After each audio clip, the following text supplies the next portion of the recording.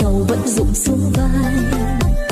Từng giọt mưa, mưa rơi giữa cơn mộng cánh chim ngọc xanh. Tình yêu là sợi tơ đó thấy chưa?